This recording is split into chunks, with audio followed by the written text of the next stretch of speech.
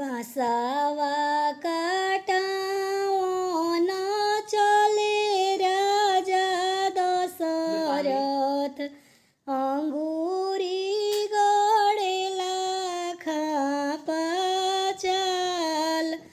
बासावा काटावन चले राजा दशरथ अंगूरी गड़ेला खापा चाल।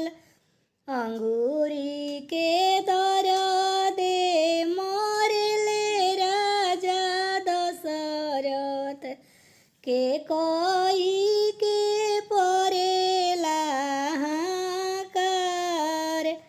अइली के कोई पलंग चढ़ी बैठली सभ दुख लिहली मेहार। अइली के कोई पलंग चढ़ी बैठली सभ दुख लिहली मेहार।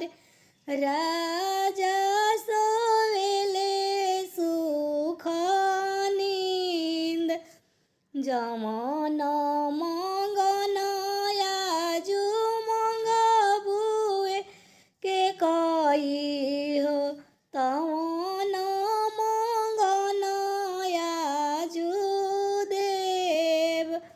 भरत शत्रुधन के राजा जे मांगिला राम के मांगी बनावास।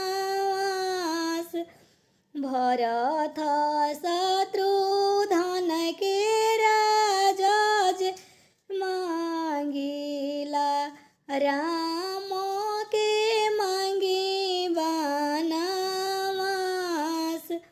बोलिया तय के कई तू जे बोलेलू बोलिया में बोललू कु बोल।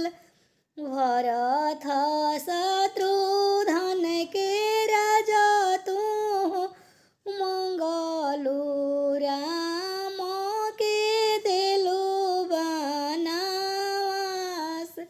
राम